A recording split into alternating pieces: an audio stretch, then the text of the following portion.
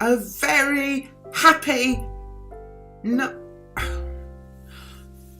a very happy 2019 to you all.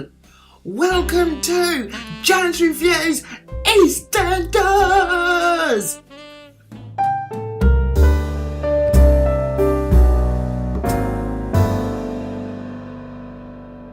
Did any of you watch it? Did any of you smile while you were watching it? No, Albert Square is not a good place to be at Christmas. There's normally a death, or there'll be a big explosion, or somebody will be murdered. That's Albert Square for you. Can you imagine if you're about to give birth, or you suddenly go into labour and you're in the shop that you work in, you're in like the little room, the storeroom at the back, and who should you be in there with? Phil Mitchell. Can you imagine being in there with Phil Mitchell? That's what happened to poor old Kim. She went into labour with her second child, locked in a room with Phil Mitchell. I tell you what, the way that he filmed that was really very funny.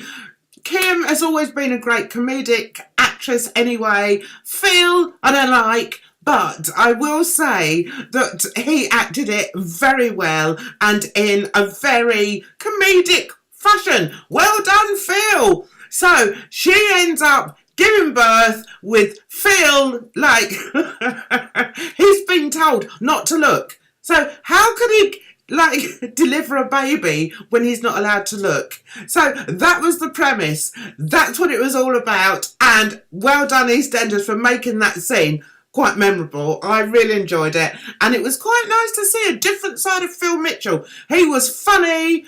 He was putting all these silly faces. I loved it. Well done. In the meantime, Mel is preparing for her wedding.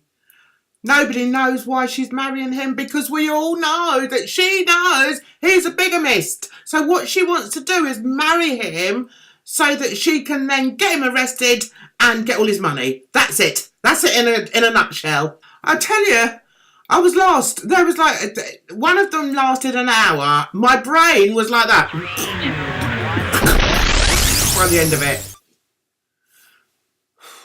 She goes through with the wedding. Eventually, she has to sort of blackmail him into it because he finds out what she's doing.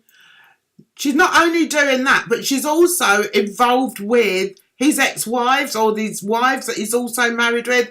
It's so confusing. Anyway, so he tries to back out. She says, no, well, you better do it and you better blooming marry me because I've forgotten what the reason was, but so he then goes in, they become man and wife, and then, well, it all goes to pot. What happens? Oh yes, just after he's married, the police arrive and cart him off for bigamy. And you wonder why I don't do these anymore. It's just too much.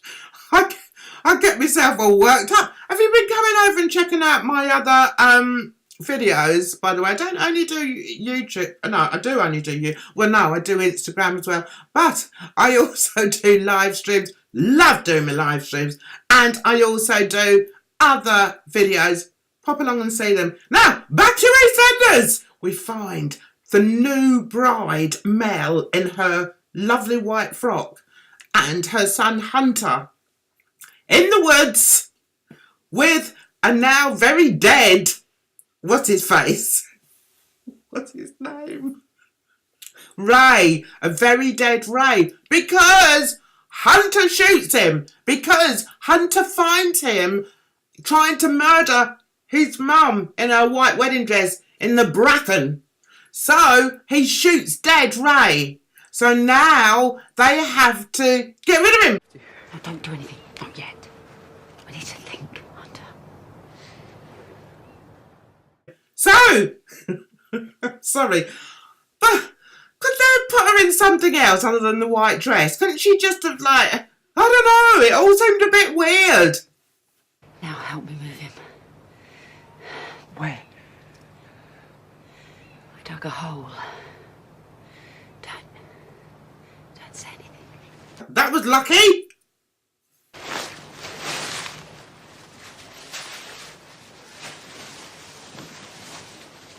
So off go mother and son to bury dastardly Ray in a ditch that Mel has already dug. Because what I forgot to tell you was something happened earlier on and she thought he was dead. I've forgotten what happened. Sorry, guys. So much to remember. But she thought he was dead, so she started burying him, put him in there, covered him over. And you know, like that film where he springs back up. You know, that Glenn Chase thing where she's dead in the bath, but then she sort of springs up. Well, it was like that. Ray sprang up from the ground with all sword and everything over him. So, yeah, that's why there was already something dug for her. So off they went to bury him in the thicket. They arrive back in the car in the square and sit there all like exhausted and obviously filthy, and I would have thought covered in blood, when who turns up and squashes his nose up against the window? Jack Branning, who is still sniffing round after Mel. So Mel has obviously still got a soft spot for him, but she's not going to tell him what happened, surely. Anyway, she's going to cover up for her son, isn't she? So anyway, she's trying to get rid of Jack. It's all right, Jack, you know, we're fine. He's saying, well, you look as if you've been like, you look a bit sort of as if you've been in a bush or something. And she said, well, yeah, a little bit. And then he looks at the boy, Hunter, and says, oh, and you were? Yeah, well, we just went for a walk. Really? Hey. Where you two been? Everywhere and nowhere. Yeah, but it looks like you ended up in an edge. Jack eventually buggers off, thank goodness. But I think he knows something's happened, and as soon as he finds out that Ray's dead, then he's going to put 2 and 2 together and make 5. Or 4. Anyway, so it's now up to Mel and her son to cover up, get rid of... She finally takes that blooming wedding dress off, is about to burn it in the sink. Who would burn clothes in a sink? Anyway, puts all the rubbish in a bag, and Hunter's obviously in a bit of a state because he's shot somebody. So it's all a bit up in the air. I will say though, I just don't like that. I don't like the story. I don't like Mel. I think Hunter's quite a good actor, and I quite like Jack, but I just don't like Mel. And I don't know, just be done with the story. And it does end, actually, after a lot of kerfuffling with Jack keeps appearing at the door, Mel's trying to get rid of him. Oh, at the end of it, I think it's Hunter. He stood in the kitchen or something. He's on his own and he's got the gun. He's told his mum that he threw the gun away or he broke it all up. But in actual fact, he kept the gun.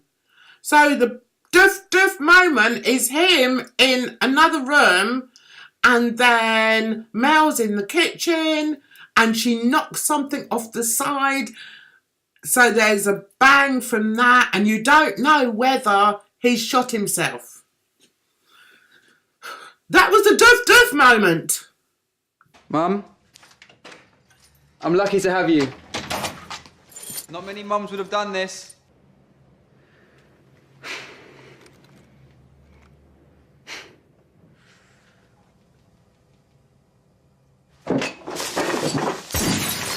Alfie is planning his escape with, what's her face? Cherry.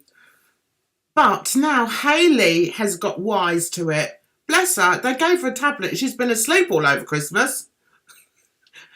When her baby was took, she went into such a state that they gave her pills and she's been asleep. Anyway, she's finally awake and has now realised what Alfie is up to, has now realised that he is lying to everybody. He has told Cat that he is going to be that he's going to be leaving his boys and bringing back Cherry because he ran off with Cherry.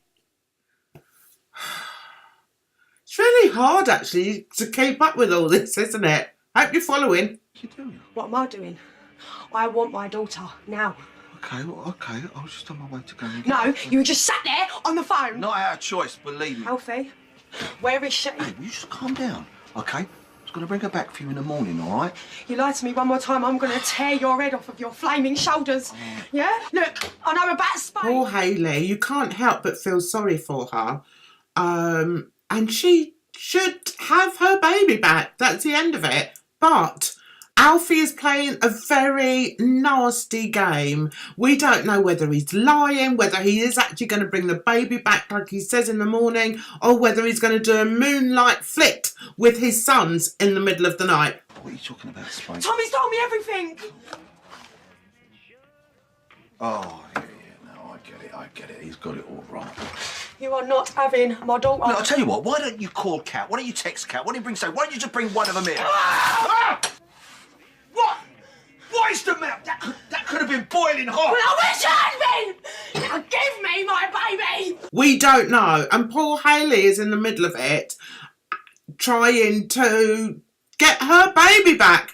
Kat is on her side and has told Alfie that she's going to stay there and she's not going back to Spain. He seems to think that if you go and live over in Spain, that it's going to be a wonderful life out there. The boys are used to it out there, blah, blah, blah. But Kat has chosen to stay and to stay with Hayley and the baby.